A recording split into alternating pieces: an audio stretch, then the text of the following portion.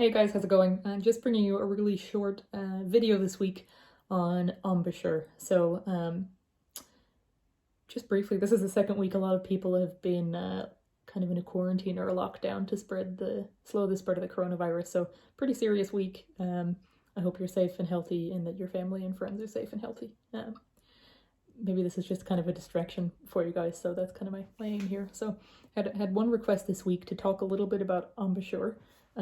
For the purposes of playing traditional Irish music on the flute. There are a lot of different factors here, but I just want to maybe frame this a little bit.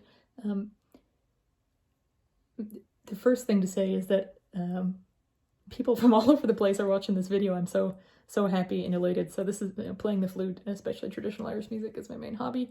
You guys are kind of joining in from Canada and the US and South America and Japan and all over the place. So you guys rock, and I'm glad we can kind of talk about the flute together. Okay, that's the first thing. Second thing is people are also joining with all different types of backgrounds for the flute. So some people are coming just raw, they haven't played any music before, to the flute. Some people are switching instruments, so you might have music or Irish music, but it's on a different, box or a fiddle or something. Some people are coming from different styles of music, so classical or Indian flute playing, and they want to learn more about traditional Irish music, which is great. And some of you guys are my buddies, my flute playing pals and peers and stuff from the past and the present. So it'll be difficult to address the embouchure point for all the different groups that are out there in flute land. So I'm going to put some links in the comment section to the basics of making a sound, either on the wooden flute, this is just the head joint of my wooden flute, or the Boehm metal flute.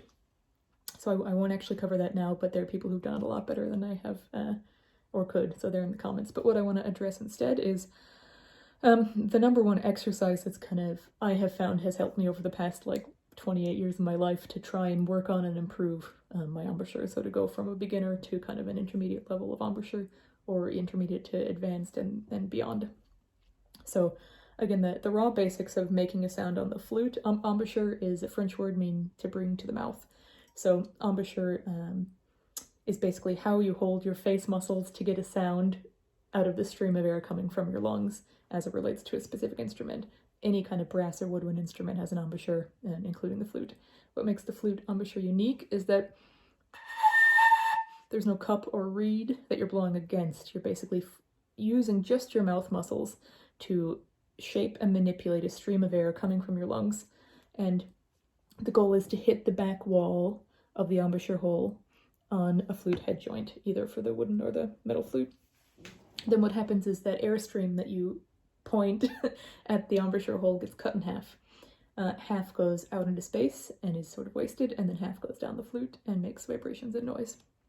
So basically, the more, once you're able to make a basic noise out of that, and that can take a couple weeks, but a lot of your improvement for your embouchure and your tone, therefore, comes down to kind of micro adjustments that you make with the shape of your mouth and the position of the airstream that you're pointing against the edge of that embouchure hole. So that's kind of what we're going for here. And the number one exercise, I'm not going to give you 5 or 10 different things. Just the number one thing that I found that has helped me is to think about your embouchure as the nozzle on a garden hose. So it can be kind of hard to visualize an airstream. It's invisible, but it's easier for most people, certainly for me, to visualize a water stream. So when you're practicing your embouchure, you want to have the basics. So you look in the mirror, you put the middle of the embouchure hole under the middle of your mouth. You keep the middle of your lips loose, and you tighten your embouchure just with the corners of your mouth. So you're not puckering your face like a lemon. You're not smiling. You're just using the corners of your mouth and drawing them back towards your ears. That's kind of the basic way to change your embouchure and tighten it or loosen it. So what I maybe suggest practicing is think about having at first 3 settings on your proverbial garden hose of your embouchure, right? So the water, or the stream of air, the stream of water coming up from your lungs, can have a loose, misty setting. You can have kind of a medium setting, or it can have that hard jet stream setting if you've ever used one of those nozzles to water your garden. So I would suggest that at first you just start, no body of the flute, just the head joint, and try and practice doing a looser setting of your embouchure. So again, you start in the middle, look in a mirror if you can, and blow with like a looser stream of air. You can see my close up of my face, sorry. That's actually kind of a big, spacious embouchure hole there. If you want a slightly medium range of sound, you actually tighten that embouchure a bit, so you go. It's a smaller hole. And then if you want a really driving, like, you know, jet of air, you want to tighten those muscles as far back towards your ears as you can, so it looks like this.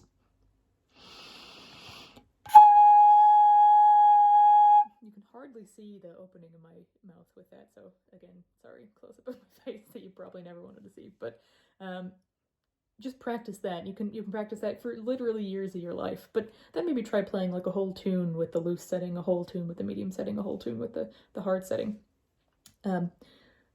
And that's it. That's number one tip I'd say, to practice your embouchure. There's a lot more out there, but it's a nice, easy one to remember, and it's easier to visualize that stream of air as a stream of water that you have control over. So that's, you know, the more accomplished you become with a lot of these different elements of playing the flute, whether it's the consistency of rhythm, whether it's the way that you breathe, whether it's the way you shape your mouth to get a good tone, you know, you get finer and finer muscle control over these things. And therefore you get a better result. So I just wanted to point one thing out really quickly. So you'll see I actually have more than 2 flutes, but these are my 2 main flutes.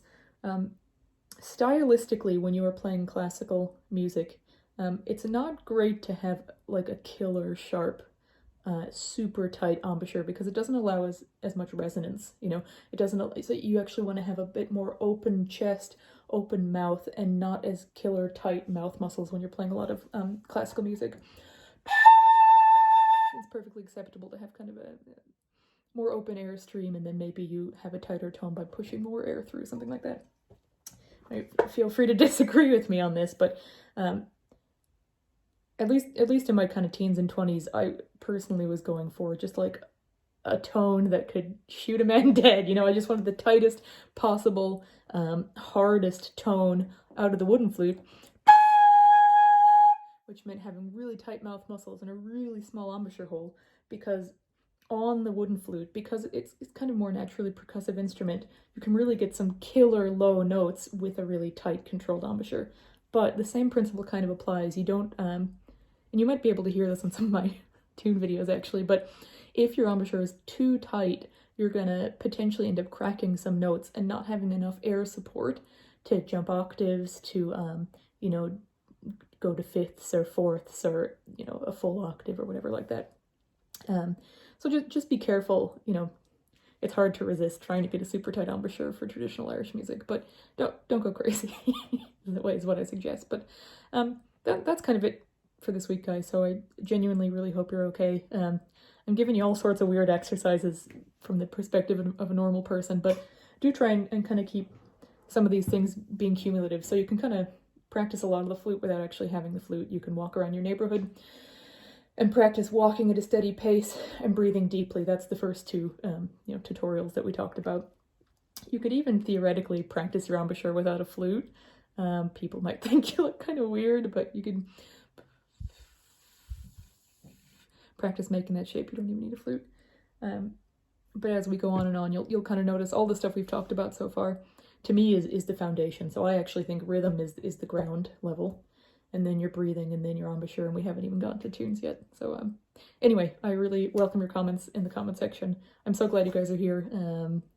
Yeah, again, I love nerding out about this, so I'm glad to have your comments and reflections, and wishing you the best of luck and the best of health this week.